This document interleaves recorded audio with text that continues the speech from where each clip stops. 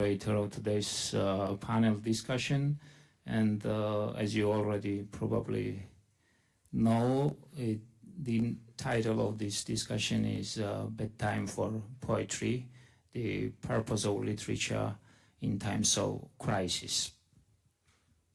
I have some notes here. So yeah, I will briefly introduce the participants, and we will then move directly to the questions and the answer session. So,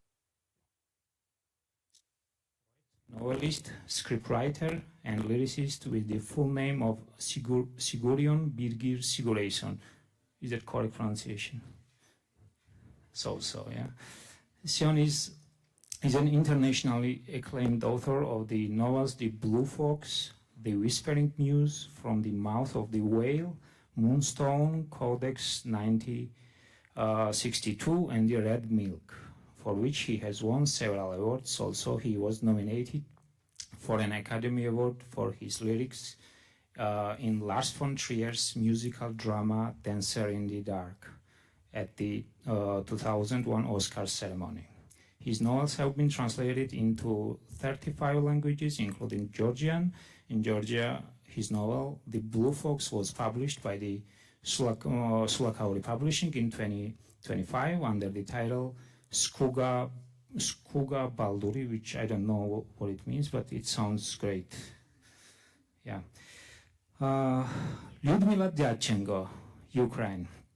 Lyudmyla Diadchenko is a poet, doctor of philosophy in the theory of literature, and an expert for the Ukrainian literary rating, the Book of the Year. Her scientific interests include mythopoetics, hermeneutics, and spatial studies. In 2012, Lyudmyla Diadchenko received the Orlis Gonchar International Ukrainian German Prize and the Italian International Capo Award for Peace and Poetry. Since 2017, she has participated in as many as 15 international poetry festivals. Accordingly, her poems are translated into English, Spanish, Italian, French, and there comes a big list of languages. Dariusz Sośnicki. Dariusz Sośnicki is a Polish poet, editor, literary critic, and translator, a philosopher by education, author of 12 books of poetry and 2 books of translation. He was, among others, co-founder and editor of the important Polish fortnightly literary magazine and editor-in-chief of the O Solineum publishing house. He currently works at Filtri Publishing House and teaches creative writing at Adam Mickiewicz University in Poznan. His distinctions include IWP residency at the University of Iowa and the Albrecht Lemp Scholarship at the Literarisches Kolloquium Berlin, and Ivars Šteinbergs, Latvia. Ivars Šteinbergs is a poet, critic, and translator, currently considered the leading voice in contemporary Latvian poetry. He is the author of 4 books of poetry, the second of which received the annual Latvian Literature Award. Šteinbergs has been widely published both locally and across borders. His poetry has appeared in English, Ukrainian, Finnish, Estonian, and other languages. He is the editor of the literary magazine Strava, and I think they deserve some big clap.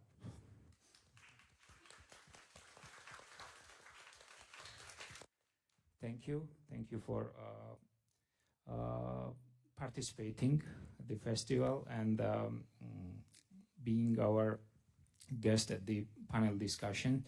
We'll know the topic is bedtimes for literature, for poetry and prose. So we will talk about it broadly. Like the first question, I think, goes to everyone. Are we living through particularly bad times for poetry and literature in general? What makes time bad for artistic expression? And in Georgian, some people also say that bad times make good poetry or good literature, which I don't know, is that correct for you? Does that sound like relevant for you? Let's start from you, Lyudmyla. Yeah. I'm bad for starting, I think, because I don't believe that poetry can have good times, really, because it's very, I don't know, maybe children position, like, oh, we have something bad, we have something good.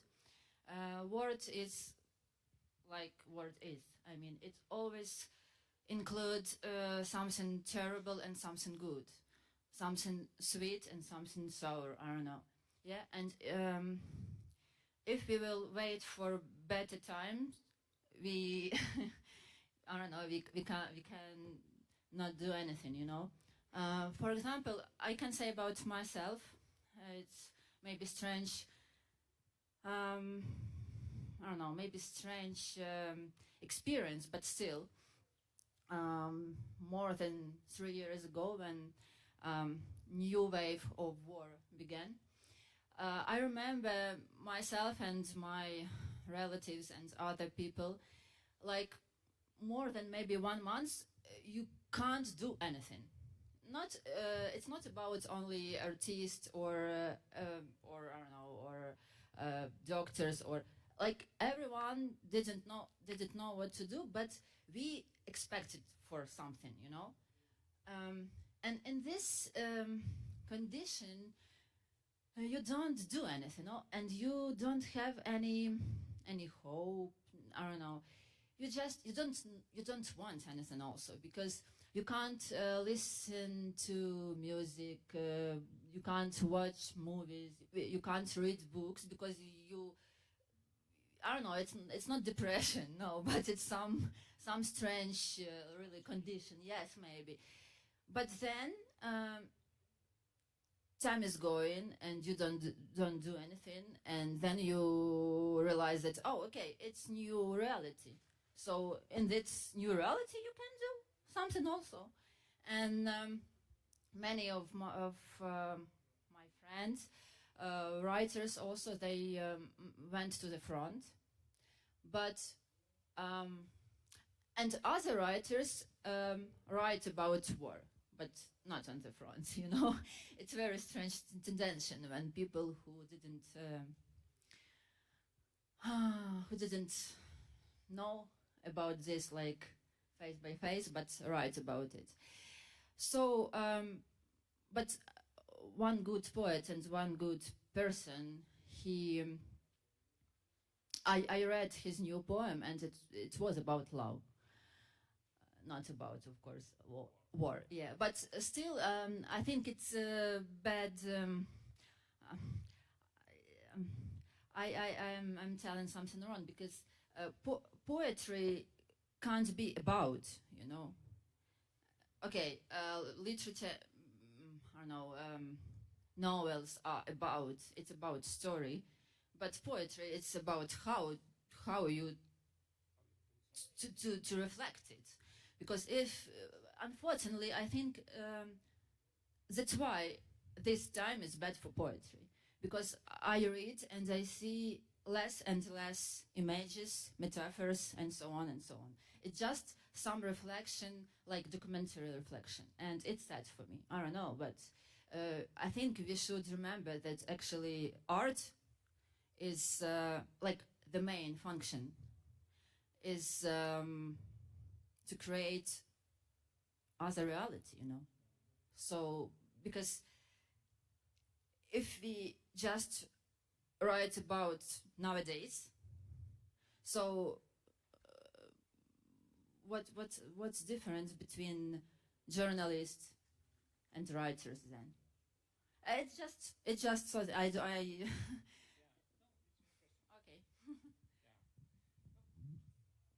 Okay, let's go to you. This same question. Just I want to just add one small sub question. Let's call it this way. As Lyudmyla mentioned, it's not necessary to describe the current events, ongoing events, and to be in the epicenter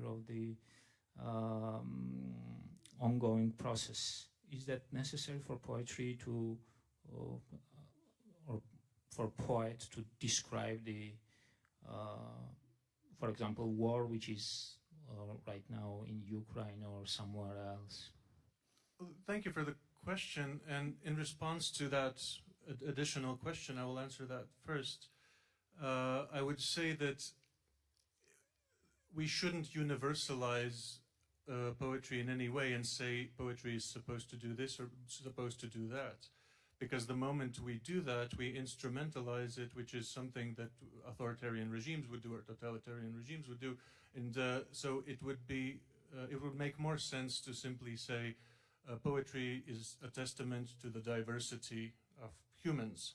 And then part of that diversity will have poets who want to write and reflect about or represent current events and write about what is happening and thematize that and write critical poems about any social, economic, military situation and so on.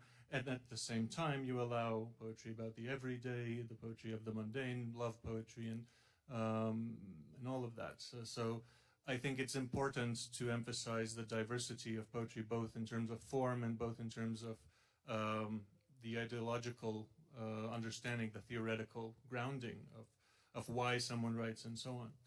And the first question about, is it a bad time for poetry? You said that there's no such thing as a good as good time for poetry, which is a kind of, it reminds me of a quote by Tarkovsky, who said that I make movies because the world is not perfect and I am trying to create something perfect within an ugly world, which I think it sounds beautiful, but it's very arrogant about his movies. They're brilliant and so on, but I would say that it's a great time for poetry and a terrible time for humans. For people who are interested and invested and care about human rights and democracy, it's not a good time for them. But poetry in general and literature tends to thrive in times of crisis and in times of conflict. It's a long history of responding to difficulties. But also, I think it's because when we write poetry, I think, or at least when we write what ends up being called good, we don't think of ourselves as individual poets. We think about literature as a collective activity, and as such, literature transcends the individual. And therefore, it's more like untouchable and more like, when you read a poem to an audience, you can't unread it, you can't unhear it, right? Whereas a person you can torture and silence, etc. What I'm trying to say is the only time it's actually bad for poetry to be is when you stop writing poetry. Fully agree. And Sjon, the same question. We just summarize this question and then go to the another one. Is this time bad for poetry, and is it easier to write literature in times of crisis? It sounds to me like we are agreeing on there never being bad times for poetry, but only time for poetry. And if we look at the clock, we can say 16 minutes to 5 is as good and bad for poetry as 3 o'clock in the night is also good for poetry, or bad for poetry, I don't know. It's bad. So poetry just exists with man in whatever circumstances man is, and if that person happens to be a poet will be born from that situation and that time. And I think it's very important to think, as you've been suggesting, that there are different kinds of poetry. Poetry is not just one thing. Poetry is what the poet decides each time is a poem and is a necessary poem. And if poetry, which is this strange way of thinking that's been with us since the beginning of man, possibly, if it should exist at all, it is to speak to the impossible. Should be to speak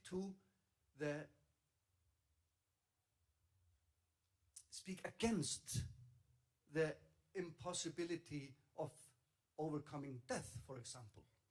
And if you write a poem against death, then writing a poem against authorities or a difficult situation is quite easy, isn't it? If you've gone against the big adversary. And poetry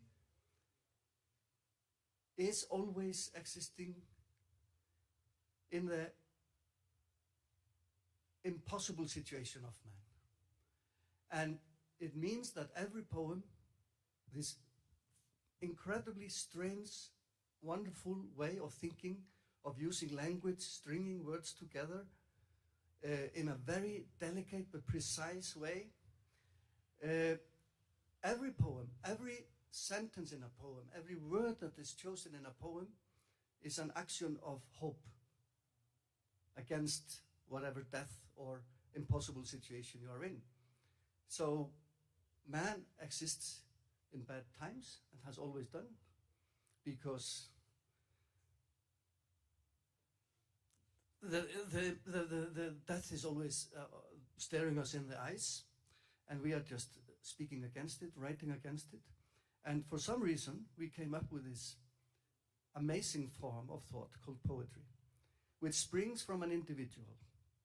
Springs from an individual that is speaking in the language of the community that he or she lives in. And the fact that this comes from language, the same language that we use for all the everyday things, is one of the wonders. We use the same tool to write the shopping list when we go to the supermarket and to write poetry. How is this possible? It is possible. And the fact that this belongs to the individual who is speaking in the language of the community makes it an incredibly strong tool against whatever authority you're facing. And this is the reason why we have stories as old as poetry about the impossible relationship between the poet and the emperor. You know, why do we have all these stories about the relationship between the poet and the emperor, where the emperor hates the fact that this person who has nothing but language is not asking for any power, just asking, for one ear to listen to the poem. The emperor has to hate him, because the emperor seeks his power and has his power coming from all the wrong sources, while the poet speaks from this gift that we all have. And I think the human being has an ear for poetry. I think we as species, we appreciate poetry. We appreciate that there are people among us who have a gift of language and can string things together, and it sounds pleasing to us. Why? If I may jump in and jump off of that, it doesn't matter. What I want to say is that it doesn't matter whether you're writing explicitly political stuff or writing about the everyday. Poetry would always be dangerous to authority in some way. And the way I understand it, you talk about hope in every line. The same way we could talk about responsibility and therefore freedom. When you write poetry, you are responsible for every word, and responsibility brings you to a kind of liberation. And so writing in general demonstrates the possibility of a kind of liberation, and thus demonstrates the impossibility of an absolute authority. And so even poems about everyday are therefore kind of dangerous to authority. We spoke about this, I think, yesterday with Dariusz, and Dariusz said that this is a romantic view, and that such poetry does not bring about tangible social change, but perhaps that's not the purpose of all poetry. Yeah, please.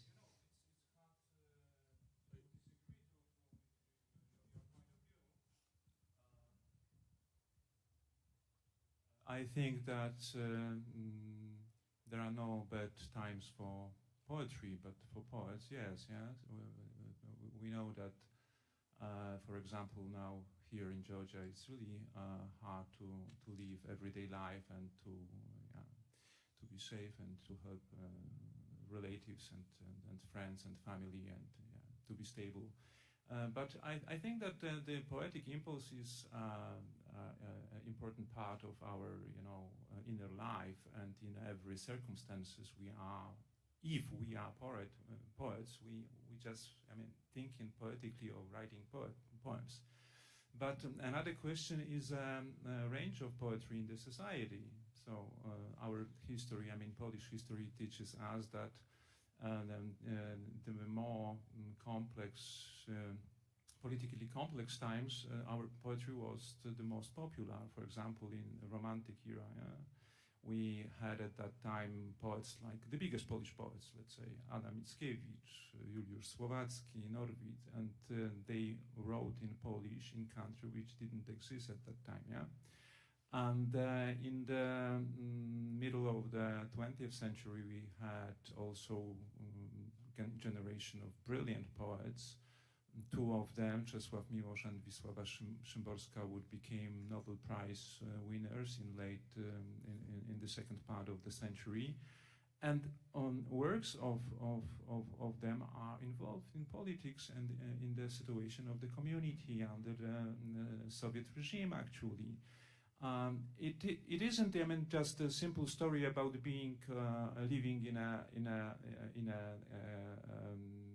prison. No, they did something else, much more interesting. I think they invented a special language, which led them to speak about forbidden things, more or less openly. It was something like parabolic writing. And it is considered to be East European style of 20th century. In America, you can also sometimes hear the name Polish School of Poetry, this parabolic way of writing about living in prison, actually. And the popularity of these poets were incredible. In late 80s, for example, when the political situation in Poland was the worst before the fall of the communism, thousands of people, hundreds at least, but I think that even thousands of people came to churches where poets like Zbigniew Herbert, for example, were giving readings. So it was incredible crowds, in the church and outside the church. Yes, and when poets like Zbigniew Herbert came to the, let's say, manifestation, so policemen go 2 steps back. Yeah. So it was the really popularity of and power of the poetry at that time was incredible. But new generation recognized this poetry written in late 80s as a pure poetically, actually. So maybe the popularity of poetry is not the same as the quality of poetry. Yeah? So I agree with Sjon that we are poetic animals, yes, that we have this impulse inside, and we use this language in different circumstances and in different situations. But for the popularity, for the range of poetry, times can be bad and good. Yeah? Okay, I think we have to change the title of the discussion, because as it's there is no bad time for poetry. And I agree, by the way. Maybe it's, there are never bad times for poetry, there are never good times for poetry, but it's always the right time for poetry. Good point. Okay, we've been talking about some general stuff. Let's make it more specific. How has your own writing style been shaped by the crisis your country or region has faced? For example, Lyudmyla, what about? Yeah, it's always Lyudmyla who starts. Okay, thank you for your question. I don't know, because I didn't know other time, and other circumstances. as long as I remember myself, I remember that something was happening all the time. So I can just imagine that you probably you can live in a very calm space and I don't know, be happy or not, but reflection on nature, I don't know, beauty and so on. But nevertheless, I made very strange conclusion for me. So I thought, okay, if I am here, if I was born here, and I see that art, like, you know, something is happening every day in social, I mean, in social space, yes, but like when you speak about art or about literature particular, like, oh no, not now, come on, we have something more important what to do. So for me, it's like, maybe it's not right position, but I thought, okay, if it's never time for art here, and I mean in my land, I mean, of course, it's you will find it, you will have it, but still, I mean, for state, yeah. Someone from you told that, like, for yes, I think you, like, for government, for emperor, something, yeah, very bad. Poets are very bad. They are dangerous, or why they are against them. But I thought that I will write like in some maybe empty space, you know. So it will be my space inside of space of my country, something like this. I don't know how to explain it, but I have never expected anything from my country, something like this, you know. And but still, of course, it gives you a lot. Of course, reality gives you a lot. Of course, some circumstances give you a lot. But I think when we speak about difficult time, like about totalitarianism or something like this, people just can find some freedom in, and poets also, of course, in your writing or in someone else, yeah, because writing is about freedom. It's language. It's language, but language in freedom. So, because you will not, you will not write like everyone before you, because then you will not a poet. Actually, you should find your special voice, special. Something special, actually, and but mostly I think it's about, of course, language.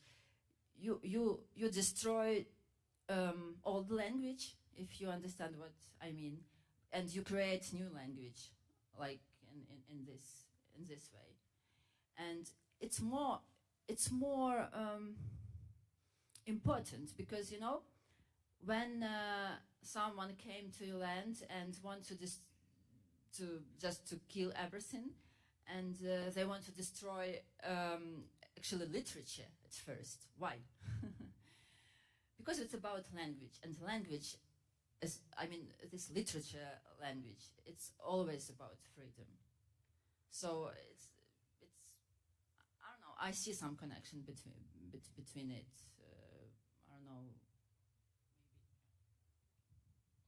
Okay, thank you. Dato Chihladze, Georgian poet, wants to.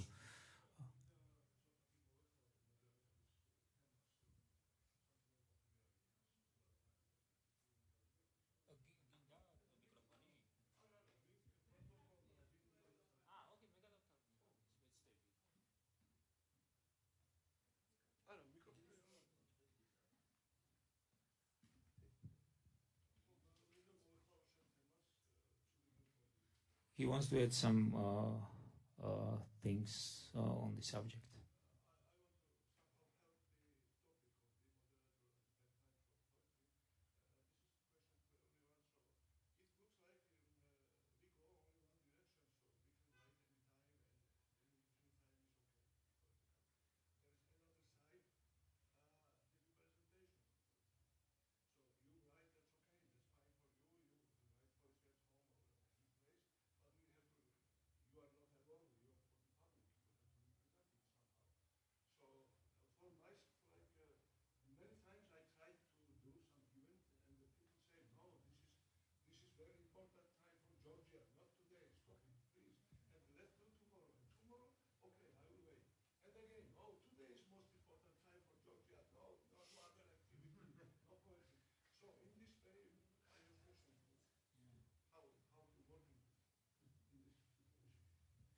Thank you. Yeah, Dariusz, I see that you are writing something. Maybe you have some good points on the subject. I'm making notes just to remember what was happening here, and then write something about our event. So be careful. Be careful. I mean, we are living in times of many different crises. I think. Yeah, there is a war. I mean, from Polish perspective, there is a war behind the border. There is a second war quite close. I mean, Palestine and Israel. And we are living in a time of climate crisis, migration crises, and at the same time in the time of very strong crisis of the truth. I mean, in social sphere, yeah? and the communication sphere, and the disinformation and manipulation is our, everyday experience. And for me, this is the most important thing, and this really affects my own writing. I think that it pushed me closer to the reality and to the realism. I know that that poetry is a matter of freedom, a matter of imagination, playing with words, but in special times like this, you sometimes have to go a step or two closer to the reality and realism. This is a question of responsibility for the word. And I did actually some months ago, maybe 2 years, a year ago, I read a book by Mauricio Ferraris. Maybe you have heard about the book. It is titled Manifesto of New Realism, and it's a strong criticism of post-structuralism and postmodernic attitude to the culture and the language. And he told he wrote in this book that probably there is a strong connection between this last stage of postmodernistic way of thinking and our time of total chaos in the social sphere and the time of turmoils and crises. I think that we should rethink all those postmodernistic games and make a step or two toward the reality and the thing itself, and from that point start to think about the world and about poetry. Yeah, that's why it affects me. Yeah, well, one thing came to mind while you were speaking, Lyudmyla, and that is that, of course, one of the things that the poets are doing by working with the language within the art of poetry is calibrating language, is taking charge of language in situations where authorities or certain powers in society have kidnapped language for their cause. I think in those cases it's up to the poet to recalibrate language, and people look to poets and to poetry for a reminder of what these words really mean, because how many fascist parties have the word freedom in the party name, you know, free this and free that and new this and future that, you know. So in our poetry, we always recalibrate language, and we redefine it. We take it back. We take charge of language, and that is what makes the poets so dangerous and poetry so dangerous. I know this is a romantic idea, but this is the big idea, and this is the underlying idea. When it comes to the question of realism, I think you are right. In dire times, we feel the urge to speak directly to the situation. But I think that the idea of realism is an illusion. There are always people who have stepped forward and demanded realism in difficult times, you know. Yeah. And what do they mean by realism? They mean that they want to understand what is being said. While I think one of the powers of literature And poetry, especially, is the ability to speak indirectly to the times and open up possibilities by not addressing it directly. You know what I mean? I mean, I come from surrealism. So when I am faced with the question of what is real, I cannot address that question without the idea that man is a walking flesh with last night's dream in his head, you know. So what is real to that person? What is more real, the situation or the dream from last night? So, you know, I definitely don't want to blame the postmodernists for today's fascism. I want the fascists to take the blame for that. Yeah. How very postmodern of you. There's a discussion here between a postmodernist and a metamodernist, perhaps. To jump off this discussion, I would also agree with Sjon that the way populist politics have interpreted postmodern philosophy is a misunderstanding, because it was never about relativizing, making truth relative for postmodernists. It was always about responsibility, which is something you talk about. But also, in response to what you said, I don't think reclaiming, another word for recalibrating, reclaiming what we're talking about, and this more than reality, more than realism, are not mutually exclusive.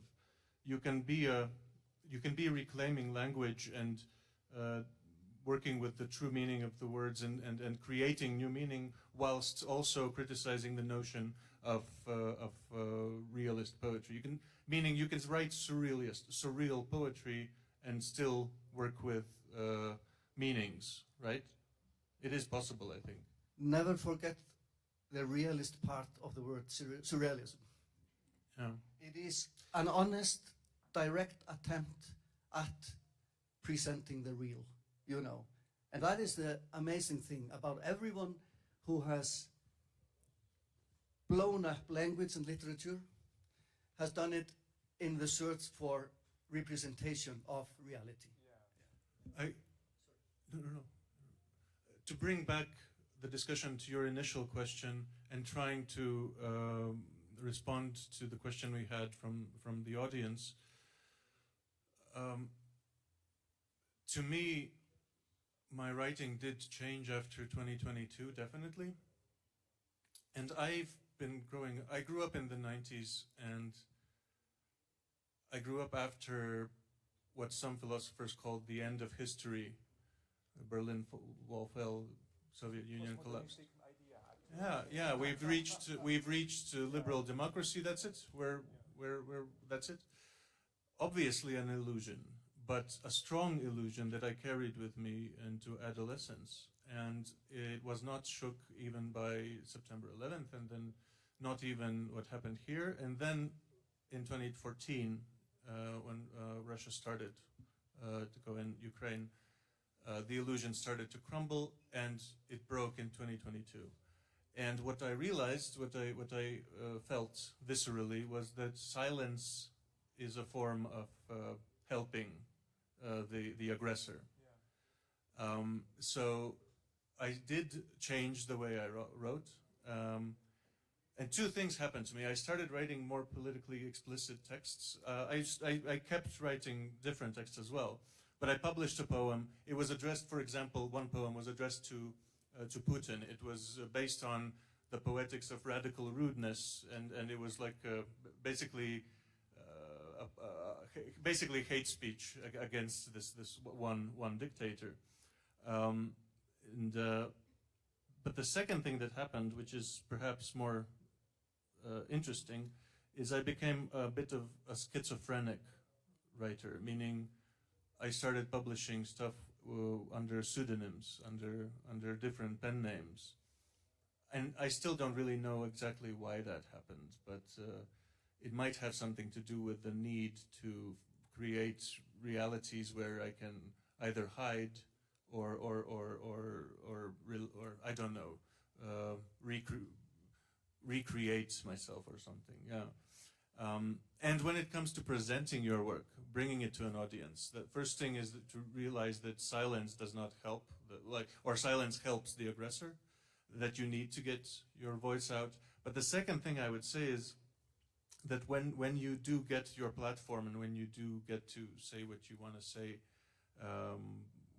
poetically, politically, what have you, one very important thing I think is to not put yourself and your ego in front of what you're writing and what you're saying. I see this in a lot of poetry that addresses the war in Ukraine and Latvia, where authors want to say, their heart is in the right place. They want to say something positive and like in terms of here I am to help. But what they end up writing is, look at how hurt I am. Look at how terribly this has affected me. And that's a risk. That's a risk, I think, that a lot of poets have faced when they want to address a war that's not happening in your own country. And so I've seen poets learn to put other voices in front of what they're writing, and that's something that's interesting, I think, in contemporary poetics, where you basically even interview people and then tell their stories through your own writing. Yeah, that is something interesting that's happening. Yeah. I just want to ask, but I don't expect the answer actually. Yes, Arno, this name, yeah, your name, but you told really, I think. Okay, nice to meet you. But it's really a very good thought about poetry, because we speak about one side, but if everything is so good, let's speak honestly. If you will only write, for what you will live? For which money? Yeah? So how many, I don't know, publisher houses or magazines can publish your text, and you will have, I don't know, honorar big.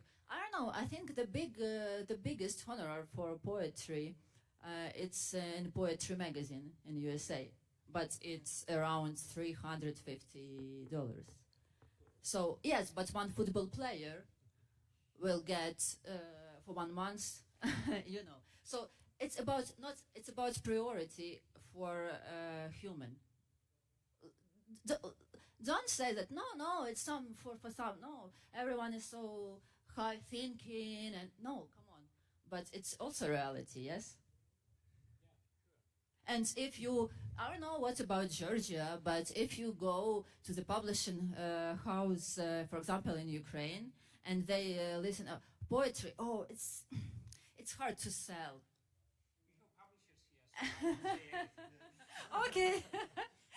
But oh, it's hard to sell, you know. And you should wait, of course. You should wait. So, or you can find some grant, but it's still, you should find. And you know, there is one cafe in Rome. It's called Greco, and last year I saw one letter on that wall. It was letter Nikolai Gogol. I think you know this writer. He wrote a letter to a king. Very short. He wrote, I am going to Italy. I need money, because I will live there maybe 2-3 years, and I need to write. Because Italy is so it's amazing country. I need this, you know, spirit, this earth. So send me money for these years. And really, I was in shock, because I even didn't know that it's possible to write and ask money for your writing, actually, for your life, because you will write.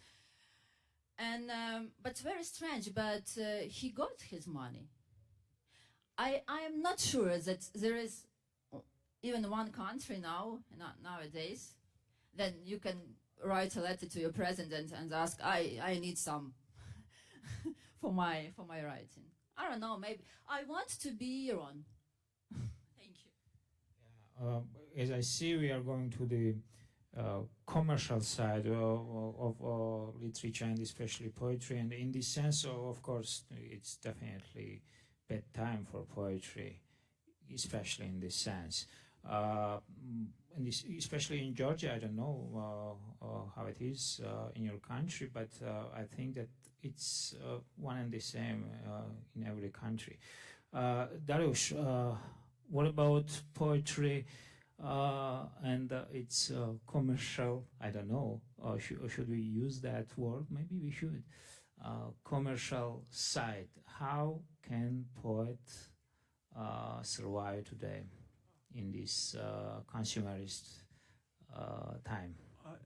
It's impossible to survive. To survive. Yeah, just writing poetry. In Poland at least, and I have never seen in Poland a poet who is able to live just writing poetry. We are editors. We are sometimes work in NGOs, non-government organizations, and sometimes people have businesses, just making things which aren't connected with literature at all.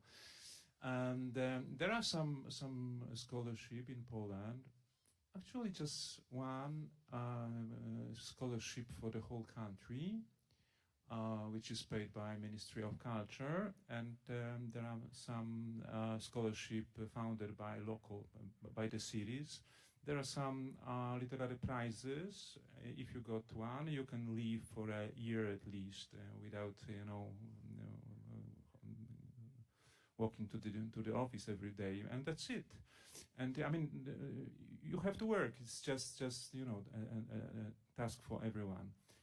Now in Poland, and we were longing for, let's say, normal times in 80s, in 70s, but there were some people very wise, and they predicted that these normal times wouldn't be very pleasant for people who deal with culture, with literature, for example. You probably have heard the name Adam Zagajewski. He died 2 years ago. He wrote in 80s very famous collection of essays, Solidarity and Solitude. And there is an essay in this collection about the future Poland, let's say. And it was written for all those who were longing for normal times. And it was very sarcastic, because Zagajewski knew, this free world, because he lived abroad for many years, and this essay was very, very sarcastic, strangely sarcastic. So that's it. I don't have nothing more to say. We are just normal citizens, and we have to do our everyday hard work to have time for some creative freedom, let's say. Okay. So, okay. I agree with almost everything you say, but it's an interesting question. I don't have the answer, but it's an interesting question about branding yourself and presenting yourself and selling yourself in order to get the funding, get a larger audience, get the grants, get the prizes, etc. Is that part of being a poet, or should it be? I don't think it should. I don't really think it should be. However, if we look at academia and researchers and scientists, they are required to present themselves in various ways as part of their profession. And also, there's a problem, I think, with scientists communicating science to a larger audience. And that is something that could be a critique of scientists, or maybe scientific journalism, etc. But yeah, it's an interesting topic. I agree with being a precariat person, like not knowing how much you're going to earn. Poets do editing, poets translate, poets publish, and teach at universities and so on, and it's all necessary. But It's a question that's in the air. Are you supposed to brand yourself and sell yourself in some way? Yeah, but the situation, Sjon, if you No. Yeah, the situation has changed. Last, let's say, decade, and now there is a pressure actually. If you want to get some money from the government or from the foundations, you have to have a website. You have to be active. Followers. Yes, active on Facebook and have followers. Because despite it, you are nothing, no one, in this special space. So it's strange because people are different, and some of them don't need to be, visible every single hour a day, and they wanted to focus on their work, and the situation is a little bit oppressive now in Poland, and I feel it very strongly. But I, full-time editor, so I'm more or less free of it. I can get some scholarship or prize, but I don't have to. Yeah.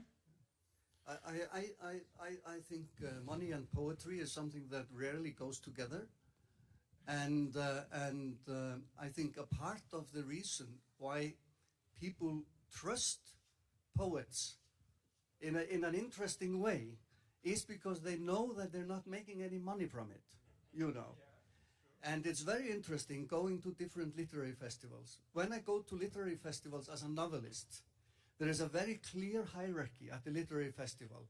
Who has made it big? Who is a big selling author? Who is an author from a small country with a small book, Very, very clear hierarchy. When I go to poetry festival, it's very equal because we know that none of us is making any money from it. We all got that in common. So that's a part of the deal between the reader and the poet.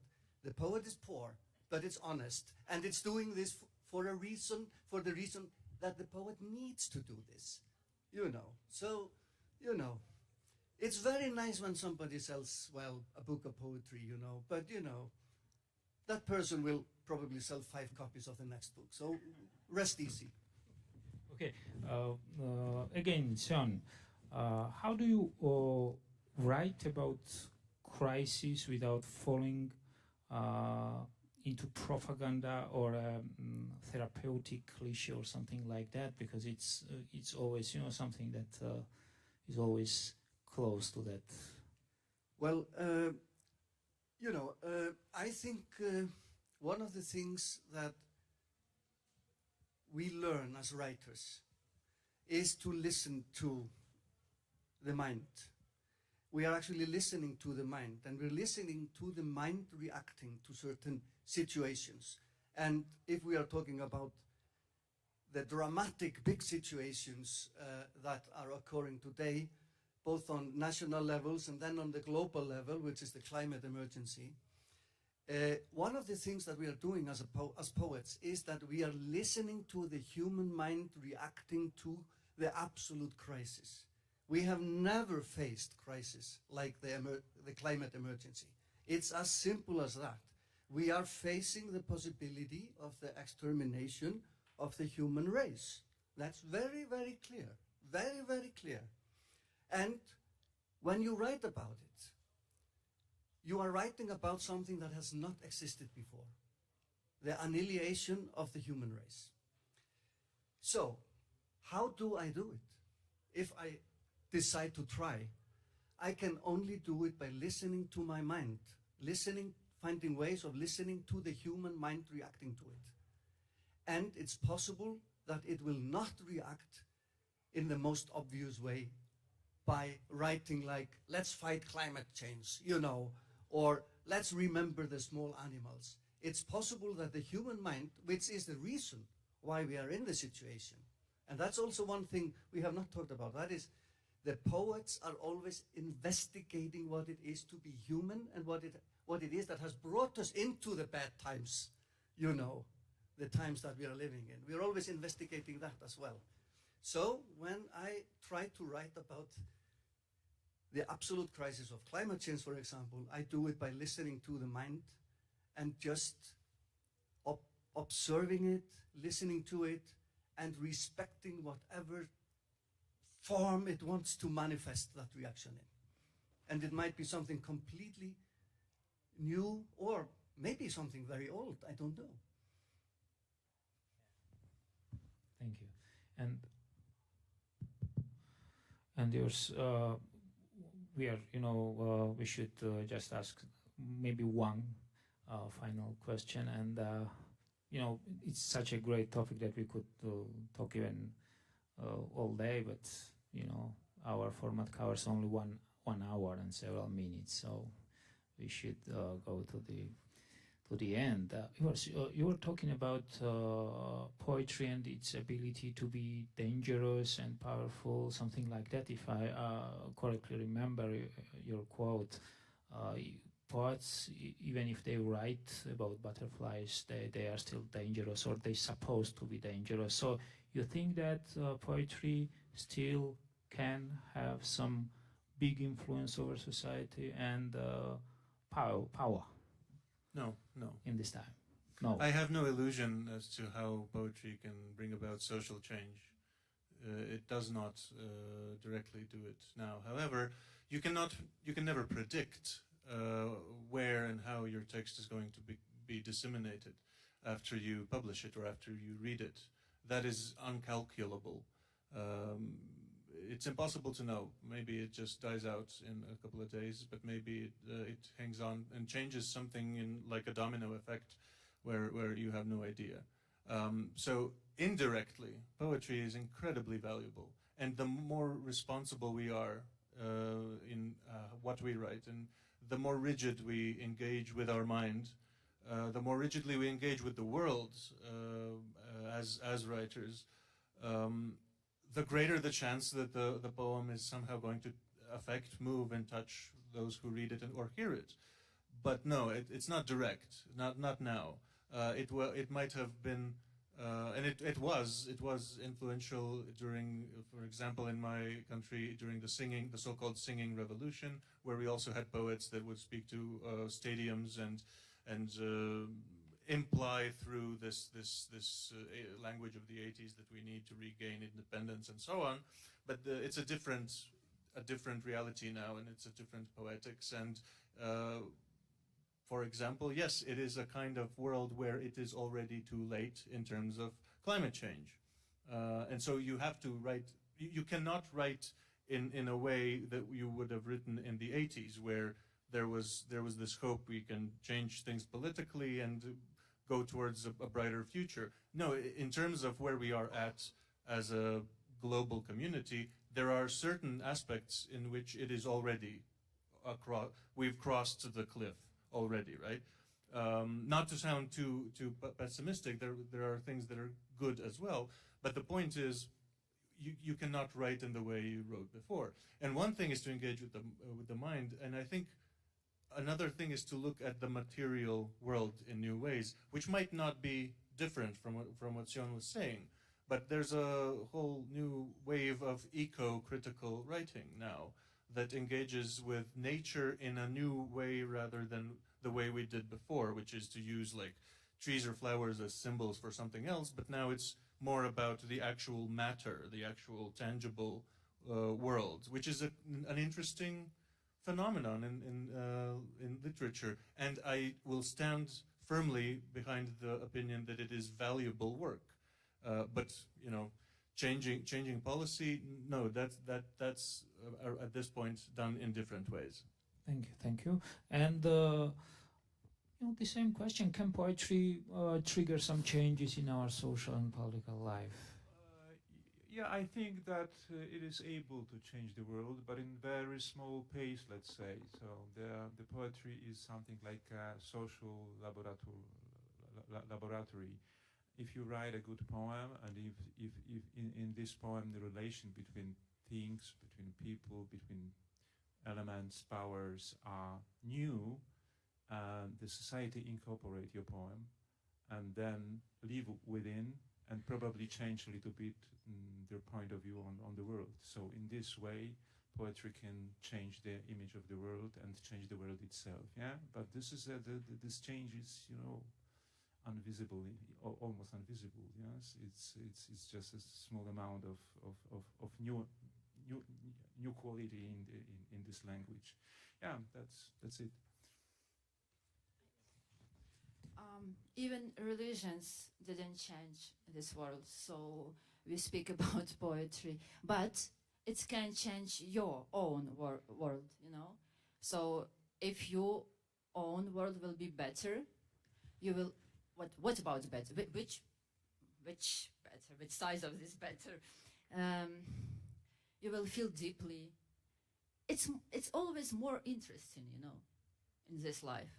But if I change with my word and you will change your word and so on, more people, it's always better, right? So I hope, I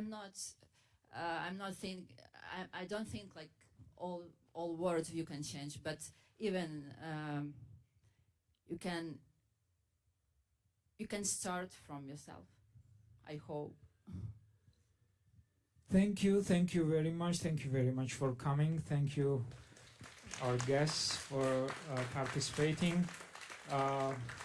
Yeah, we can quickly summarize that it's a bad time in general, but it's not so bad time for poetry as it seems. So let's keep writing. Thank you.